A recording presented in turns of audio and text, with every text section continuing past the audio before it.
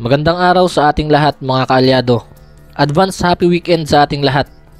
Meron tayong pag-uusapan ngayon tungkol dito sa isang House Bill na nais maisabatas ng isang kongresista para mas maprotektahan ang bansa natin sa mga panghaharas na katulad ng ginagawa ng kinaiinisan ng lahat, ang komunistang bansa na China. Nabuksang muli ang usapin na ito at ngayon ay nais ngang madaliin ng kongresista na maisabatas ang House Bill 9034 matapos ang nangyaring banggaan ng mga barko ng China at Pilipinas malapit sa Ayungin Shoal noong nakaraang linggo. Kumusta mga kaalyado? Marami na naman kayong matututunan dito. Kaya para malaman ang buong detalye ay manatiling nakatutok at tapusin nyo itong video.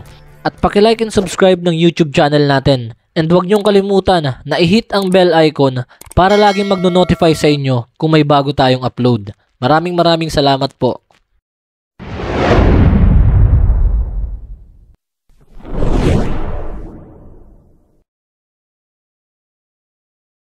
At simulan na nga natin ito mga kaalyado.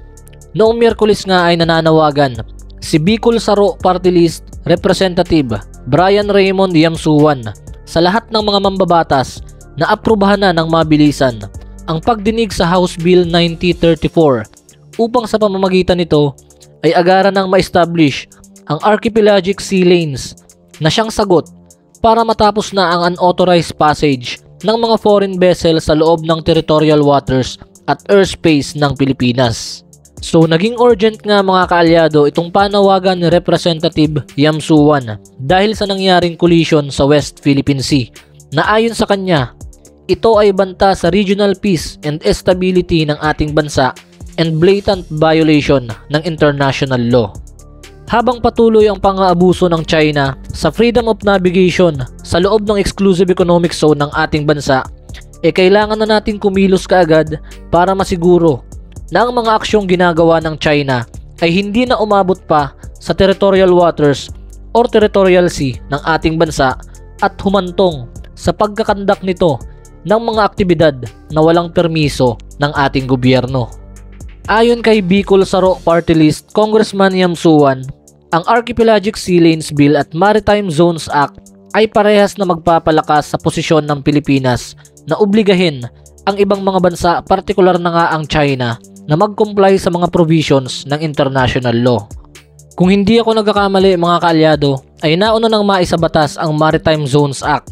Sa ilalim ng batas na ito ay nagkaroon ng deklarasyon ang mga jurisdiction ng ating pamahalaan sa 5 maritime zones ng ating bansa. Kabilang nga dito ang internal waters, archipelagic waters, territorial sea, contiguous zone at exclusive economic zone.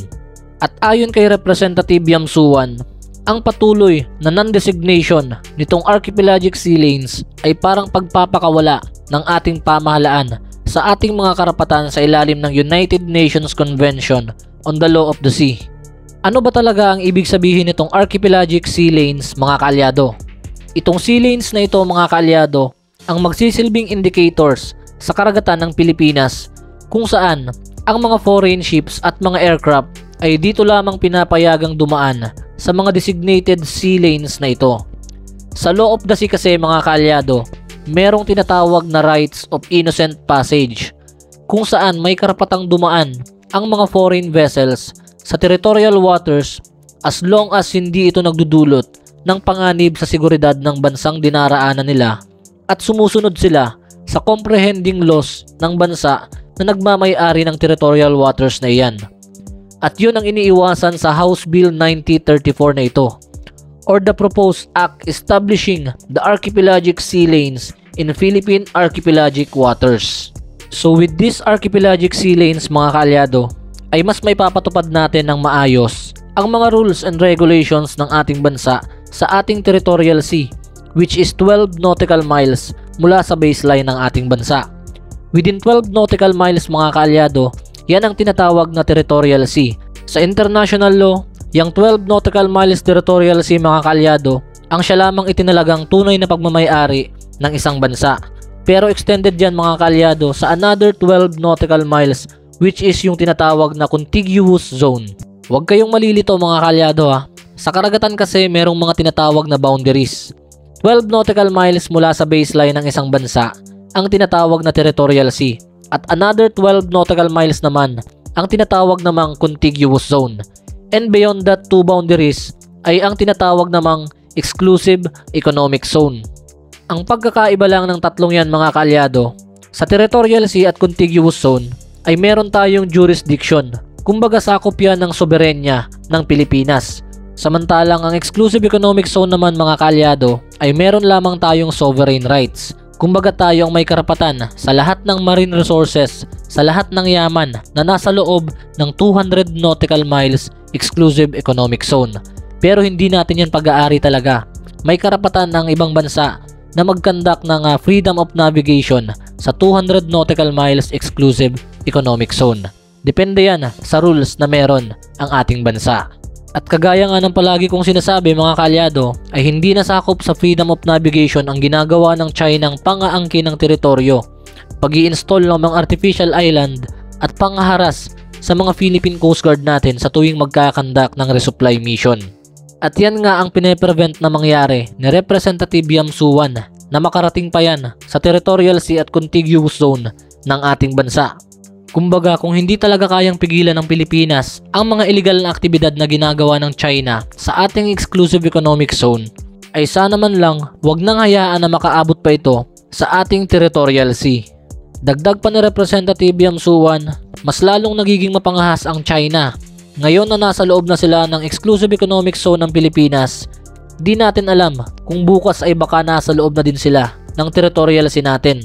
Wag na nating antayin na makapasok sila ulit na ang kaya lang nating gawin is magprotesta.